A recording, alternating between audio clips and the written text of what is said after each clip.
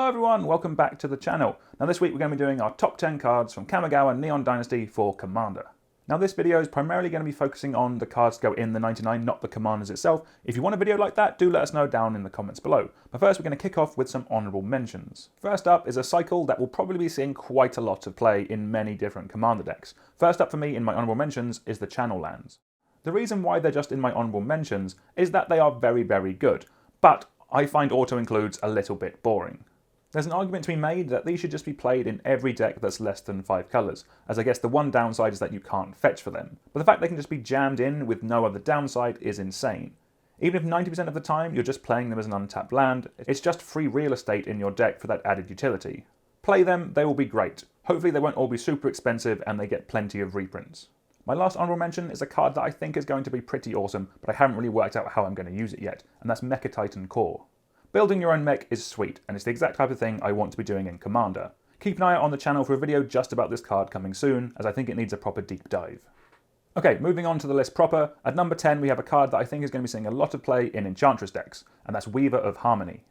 At its base, a 2-mana Lord for all your enchantment creatures is a fantastic rate. That's a really cheap, efficient buff that will really help your team out. The fact it's on an enchantment body as well will play into all those Enchantress card draw effects that you're probably already playing. Talking of those Enchantress effects, let's move on to the really cool part of this card, the activated ability. At its worst case, it can be 1 mana to draw an extra card, but it only gets better from there. Doubling up Saga triggers can be really gross. Why not have 2 Krakens off of Kiora Best the Sea God? From there, the world is really your oyster, doubling up your Shrine triggers, doubling up your Oblivion Ring triggers, even doubling up the Angels you make off of Sigil of the Empty Throne. That's not even getting into the gross combo potential with Jeskai Ascendancy and Aggravated Assault. All this for just 2 mana is insane, and I'm expecting it to see a lot of play. Okay, at number 9, we have one of the best ninjas printed in this set. It's a ninja that can go in pretty much any ninja deck, which is why it's really nice. It's Silver Fur Master. This card does everything you want from a ninja lord, apart from being legendary. It has ninjutsu itself, so you can sneak it in with an unblocked creature. What's better is that you can ninjutsu this in first, and then its second ability will start kicking in, making any further ninjutsu effects that turn cost cheaper. The buff as well to your whole team is obviously really nice, and depending on how many ninjas you've got swinging through, could lead up to a ton of damage. Because of that buff effect, it's also a great ninja to just play pre-combat. As that buff can help make the difference in combat math, that can mean some of our ninjas that are already in play get in through as well. At number 8 we have a card that I think is a bit nicher than the previous two, but the decks that want it will really want it. At number 8 we have Mirrorbox. We've seen this type of effect before, on cards like Mirror Gallery and Sakashima of 1,000 Faces. And it's specifically in those decks that I think this will see the most play. Since its printing in Commander Legends, Sakashima has been leading a ton of cool Commander decks. We have one on the channel for Sakashima and Tormod with Gyruda as a companion. Legendary on cards is often printed as the downside to stop you having multiples of them. When you remove that, things can get really stupid. Generally speaking, decks that break rules of Magic are really interesting, and having multiple legends in play is really fun. The fact this gives you some extra redundancy for your Sakashima while also buffing your whole team is really strong. And then there is another use for this card as well. If you're running a Rat Colony or Persistent Petitioners deck, the bottom ability becomes very relevant, as it'll buff them up for each creature with the same name. I already run Coat of Arms in my Bruvac Persistent Petitioners deck. Mirrorbox is just better in that deck at that role, as it'll only buff my creatures, and it's cheaper to cast. At number 7, we have a card that I think is going to be seeing a good amount of play in a lot of graveyard decks. It's Shigeki, Jukai Visionary. This card has 2 great abilities that lend it into a graveyard strategy.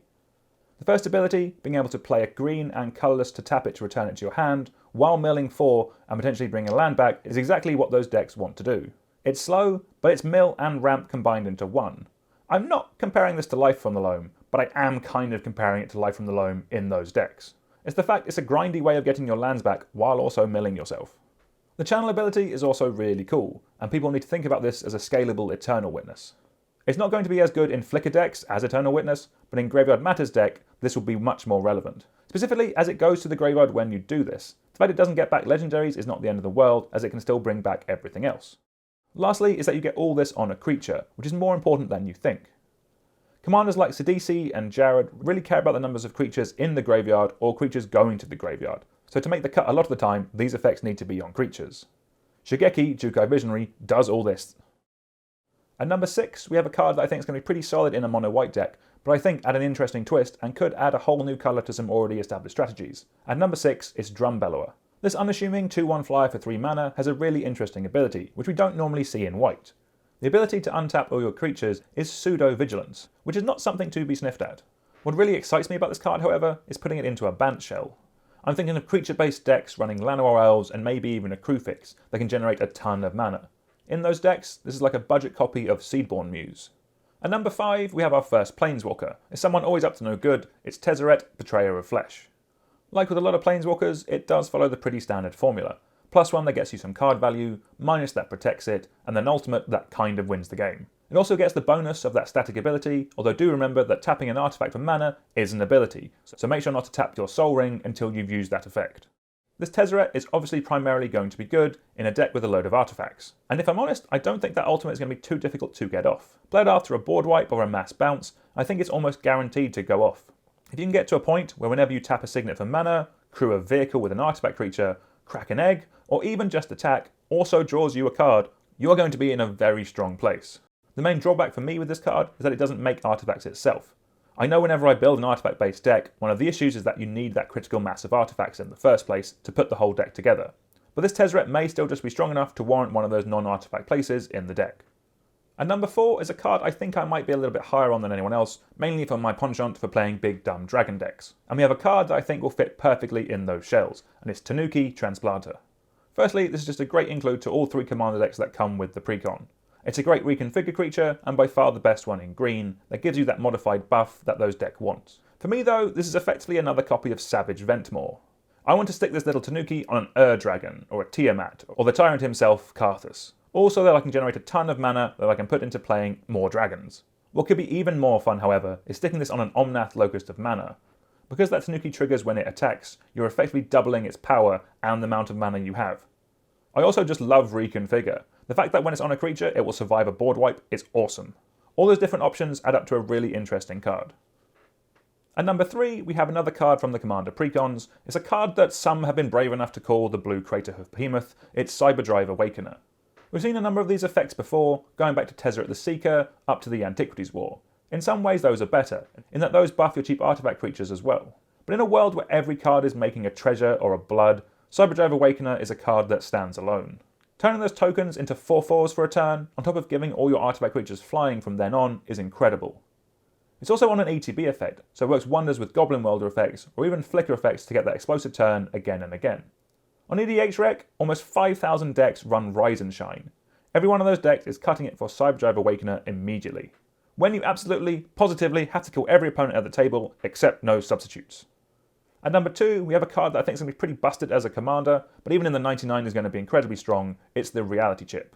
Being able to cast spells and play lands off the top of your library easily can get you an extra 2 to 3 cards in a turn. While the Reality Chip has the downside of having to be equipped to get that ability, it comes down earlier and, most importantly, only requires a single blue pip, meaning it's much more splashable and playable in decks that aren't heavily blue focused. The fact it's an artifact and equipment I think is really nice, as it means it's way easier to tutor up compared to Future Sight. If you've never played with this kind of effect before and you have a blue deck, give it a go. I think you'll be very pleased with how much this card can do. Okay, after all those powerful cards, what card has made it to number 1 on the list? So firstly, it's an uncommon. Go with me on this. But I can pretty much guarantee of every card printed in Kamigawa Neon Dynasty, this will be the card from the set that's played most in Commander. My number 1 is Secluded Courtyard. Every tribal deck that's more than one colour will want this card. It's a 5-colour land with so few drawbacks. It even comes into play untapped. It's just so good. It's a better version of Unclaimed Territory, as it also lets you add the mana to activate abilities of the chosen creature type as well. So it really helps out with those 5-colour tribal decks. Tribal decks are always going to be popular. Everyone loves taking their favourite tribe and seeing what can be done with it. Some of my favourite decks as well are when you take a tribe and add an extra colour to it. Lateral Blade of Elves is one of the most popular Golgari commanders because it lets you play more cool cards than the standard mono green elf deck. Cards like Secluded Courtyard facilitate that and make it easier for everyone to do, and that's why it had to be my number 1. So thank you very much for watching, everyone. Do let me know down in the comments if you think there's any cards that I've missed, or if there's any cards that you've played with specifically that has been really strong and have overperformed. Until next time, please like, share and subscribe, all that good stuff, and I'll see you soon. Goodbye.